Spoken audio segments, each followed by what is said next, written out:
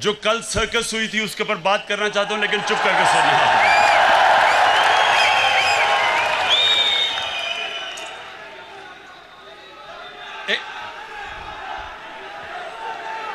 ऐसे और बस नारे नहीं, आप एंजॉय नहीं करेंगे अगर आप सारा वक्त नारे मारते रहे। आप कैसे एंजॉय करेंगे? यकीन करें, आप ये जो मैं सर्कस के ऊपर बात करूंगा बड़ा एंजॉय करेंगे, ये मेरा वादा है आपसे।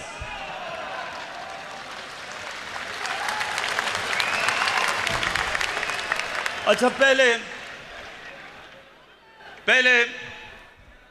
आज से 11 साल पहले, ये सुन ले जरा, 11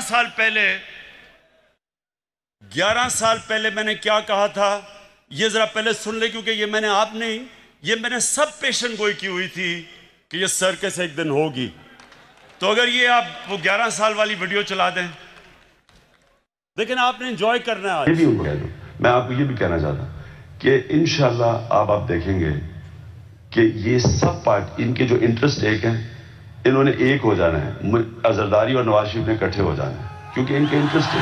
क्योंकि ये जो मैं जो ये लेके आ रहा हूँ ना, नहीं होंगे, मैं जो हम कानून लाना चाहते हैं ना, ये दोनों नहीं बर्दाश्त करेंगे। अच्छा, ये दोनों इकट्ठे नहीं होंगे, ये मैं कह रही हूँ, आपका ख्याल है इकट्ठे होंगे?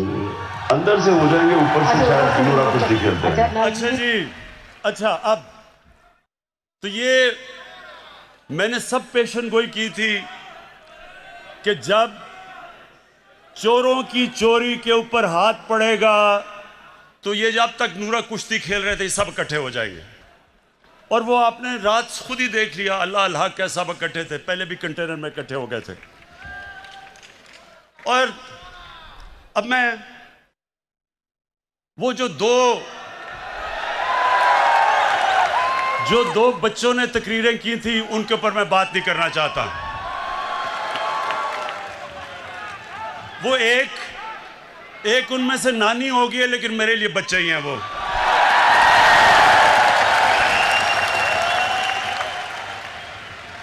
उसकी वजह है, सुने टाइगर्स, उसकी वजह है। देखें, इंसान जब तक जिंदगी में स्ट्रगल नहीं करता वो लीडर तो बन ही नहीं सकता। उन दो बच्चों ने आज तक जिंदगी में 1 घंटा हलाल का काम नहीं किया।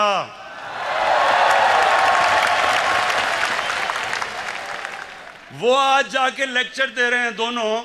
1 घंटा उन दोनों ने पैसे बनाने के लिए हलाल का काम नहीं किया। पले किसके ऊपर हैं? अपने दोनों बापों की हराम की कमाई के ऊपर पले हुए हैं। तो उनके ऊपर तबसरा करना फजूल है। लेकिन जो और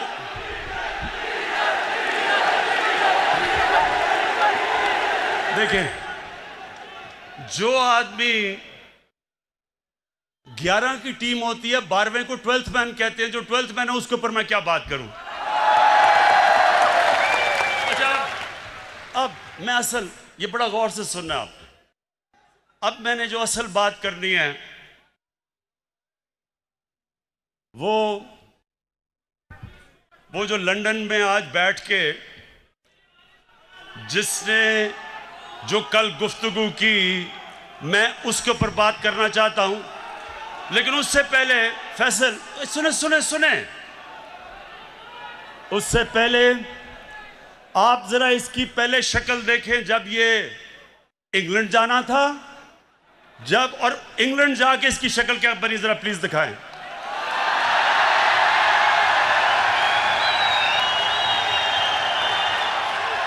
ये वही इंसान है।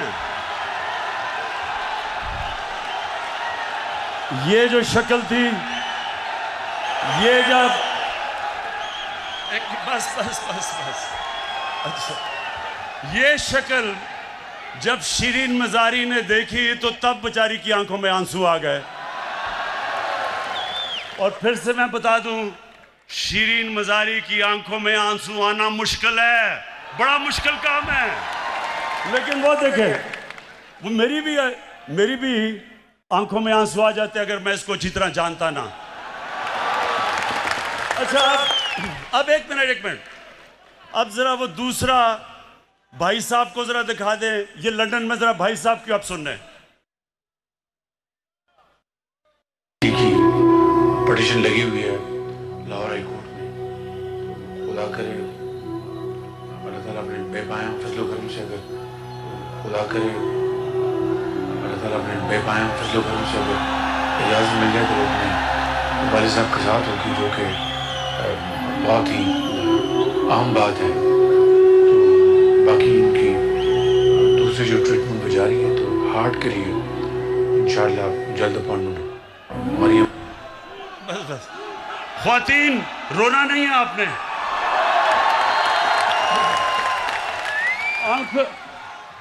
अपनी आंखों के आंसू पोंछ लें। ये बॉलीवुड भी ऐसी कोई एक्टिंग नहीं कर सकता जो अभी एक्टिंग किया है।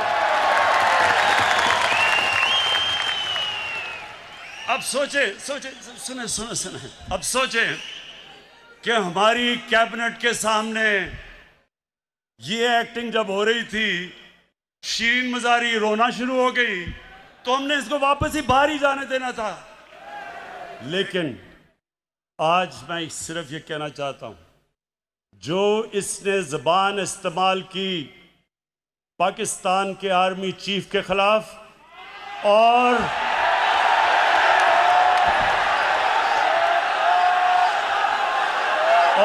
ISI के डीजी के खिलाफ,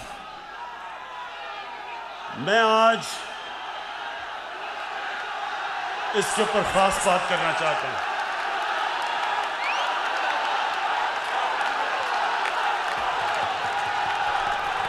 अच्छा, खामोशी, सुने जरा मेरी बात, सुने मेरे टाइगर्स और पाकिस्तान के नौजवानों, सुनो गौर से। बर्रे सगीर की तारीख में कभी भी ऐसी हिंदुस्तान में हुकूमत नहीं आई जो मुसलमानों से और पाकिस्तान से इतनी नफरत करती है जितनी नरेंद्र मोदी की हुकूमत करती है। हमारे फौजियों के ऊपर मुसलसल हमले हो रहे हैं। हर रोज हमारे फौजी अपनी जान की कुर्बानियां दे रहे हैं। परसों 20 पाकिस्तान के सिक्योरिटी फोर्सेस के लोगों ने शहादत पाई, 20 लोगों ने।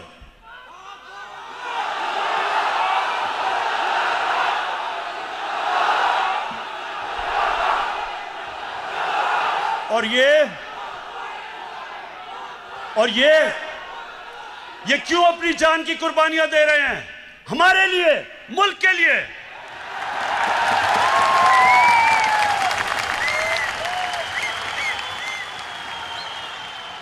और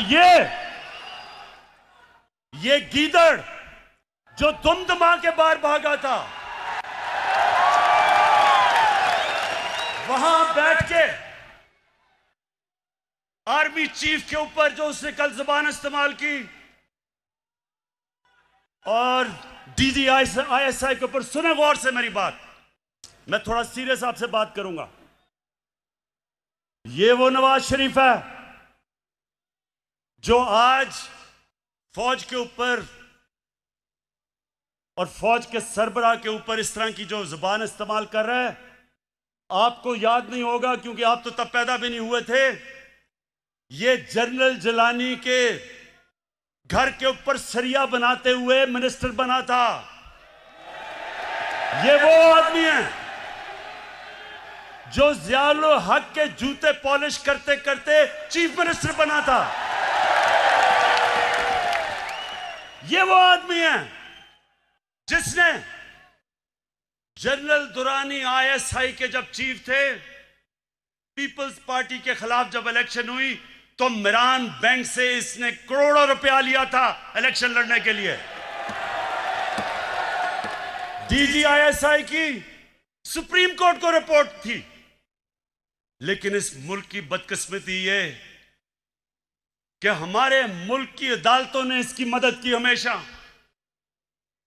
ये वो आदमी है जिसने आसिफ जरदारी को 2 दफा जेल में रखा था। जनरल बाजवा ने नहीं डाला था, और उसको कहता था पाकिस्तान का करप्ट तरीन आदमी है वो जरदारी। इसको ऊपर हुदायबा पेपर मिल्क का केस उसने इसके ऊपर बनाया था, जिधर अरबों रुपए इन्होंने करप्शन करके पैसा बाहर भेजा था, वो उसने नवाज शरीफ पे बनाया था, जनरल बाजवा ने नहीं बनाया था। ये वो नवाज शरीफ है। और जरदारी, चुप करके सुने, चुप करें जरा, सुने मेरी बात। ये वो जरदारी है और नवाज शरीफ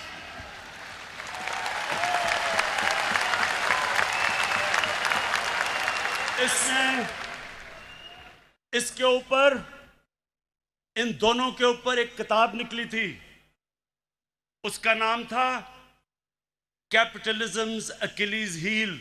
रेमंड बेकर ने किताब लिखी थी। ये इनके पहले दौर के बाद, जब इन दोनों ने 2 दफा बारियां लेकर मुल्क को लूटा था, उसने किताब लिखी और उसके ऊपर पूरा चैप्टर दिया कैसे इन दोनों ने इस मुल्क से पैसा चोरी करके मुल्क से बाहर लेके गए। जनरल बाजवा ने नहीं लिखी थी, रेमंड बेकर ने लिखी थी। उसके बाद 3 और इनके ऊपर किताबें हैं जिनमें आप पढ़ें कि इन्होंने इस मुल्क से कैसी गद्दारी की। एक ओबामा's वॉर, ओबामा's वॉर, एक है सूस्किन, उसने किताब लिखी the way of the world. उसमें वो क्या किताब में कह रहा है कि बिलावल को उनकी वालदा टेलीफोन करके, CIA ने उसका टेलीफोन टैप किया, बैंक अकाउंट्स बता रहे थे कि किन किन बैंकों में पैसे पड़े हैं तुम्हारे बारे। जो बाहर, अब जरा गौर से सुने मेरी बात, क्योंकि मैंने बाहर एक केस लड़ा हुआ है, हर जाने का केस बाहर लड़ा हुआ है इयान बोथम के खिलाफ, और जीता था केस। वहां सुने वहां क्या होता है, वहां जब आप कोई किताब लिखते हैं, 4 किताबें मैंने बाहर पब्लिश करवाई हैं, एक एक लफ्ज उस किताब में आप लिख नहीं सकते। वकील बैठता है और देखता है कि क्या आप साबित कर सकते हैं चीजें, नहीं तो आप कोई किताब नहीं बाहर लिख सकते, क्योंकि इतने सख्त कानून है वहां। तो जो इनके ऊपर चीजें लिखी हुई हैं, एक गोस्ट वॉर्स है, एक और किताब, उसमें लिखता है कि नवाज शरीफ अमेरिकनों को कह रहा है कि अपने फौज यहां ले आओ। वो अपनी फौज से डरा हुआ था, अमेरिकी फौज को कह रहा था कि मुझे प्रोटेक्शन दो, उस किताब में लिखा हुआ है। सो ये वो लोग हैं, ये अपना चोरी किया हुआ पैसा बचाने के लिए ये इस मुल्क को बेच सकते हैं। इनका तो पैसा खुदा है। इन्होंने जो इस मुल्क से किया है वो मीर जाफर और मीर सादिक ने अपनी कौमों से किया हुआ था पहले।